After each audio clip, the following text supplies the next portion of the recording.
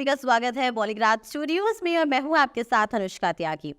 Baahubali series no doubt हमारी Indian cinema की आन बान और शान है, लेकिन इसका मतलब ये नहीं है कि इस ग्रेट सीरीज में एक भी गलती नहीं थी। इनफैक्ट इस फिल्म में एक से एक गलतियां थी। दोस्तों, सबसे पहले आपको याद होगा कुंतल राज्य के राजमहल का देवसेना और बाहुबली का सीन, जहां बाहुबली आता है और देवसेना को एक साथ 3 आरू मारना सिखाता है। तो वो सीन सही है, लाइक उसमें देवसेना लव स्टक हो गई थी बाहुबली से, लेकिन वो दोनों एक के बाद एक तीन निकाल कर वॉर करते ही जा रहे थे। लाइक उनके पास अनलिमिटेड तीर थे क्या? क्योंकि दोस्तों जब देवसेना उस हॉल में आई थी तब उसके बाद ज्यादा से ज्यादा 8 से 10 तीर नजर आ रहे थे, तो बाकी के तीर कहाँ से आए? ऑटोमेटिकली क्रिएट हो गए क्या?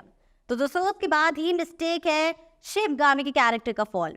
अब शिवगामी द ग्रेट वॉरियर जिन्होंने खुद से पहले महिष्मति को रखा है, दोस्तों वक्त सच का साथ देता है। उनके किरदार का इस तरह का फॉल हमने एक्सपेक्ट नहीं किया था। और अगर आपको याद हो तो शिवगामी देवसेना को लेकर बोलती है विनाश काले विपरीत बुद्धि, लेकिन उनकी कहीं ये बात उन्हीं पर लागू हो जाती है क्योंकि वो अपने पति और बेटे के रचाए जाल में जो फंस जाती हैं, जबकि वो अपने पति को जानती भी थी कि कितना बड़ा प्लेयर है वो, और बाहुबली के साथ उसका ऐसा बॉन्ड था कि अगर वो मुसीबत में होता था तो उन्हें पता चल जाता था, लेकिन फिर भी वो अपने बेटे पर भरोसा नहीं कर पाई। लेकिन दोस्तों अगर स्टोरी के पॉइंट ऑफ व्यू से देखा जाए तो ये जरूरी था, हालांकि इसे थोड़ा बेहतर बनाया जा सकता था, लेकिन उसके बाद शिवगामी देवी ने जो किया दोस्तों वो बेस्ट था।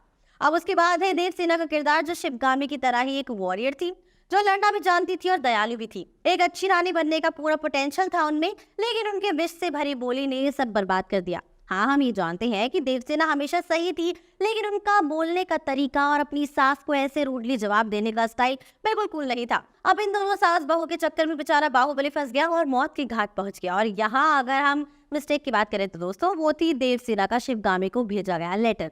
जब शिवगामी ने भल्लाल देव की तलवार भिजवाई थी और भल्लाल देव को माँ के पल्लू के पीछे छुपने वाला कहा था, लेकिन दोस्तों ये वही दौर था जब राज घराने के बड़े या फिर राजमाता खुद विवाह का प्रस्ताव दूसरे राज्य में भिजवाते थे। तो फिर देवसेना का इतना ऑफेंसिव होने की क्या वजह थी? तो दोस्तों इसे हम एक क्रिएटिव मिस्टेक कह सकते हैं। और दोस्तों हम युद्ध में की गई भूलों की बात न करें तो वो सही होगा, क्योंकि साउथ मूवीज हमेशा ही लॉ फिजिक्स को करती हैं चैलेंज।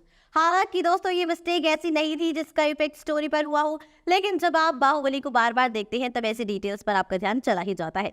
दोस्तों अब हमें तो इंतजार है बाहुबली 3 के आने का। आप हमें कमेंट सेक्शन में बताइए कि आपका इसके ऊपर क्या कहना है। हमारी आज की राइटर है मनीषा विधानी।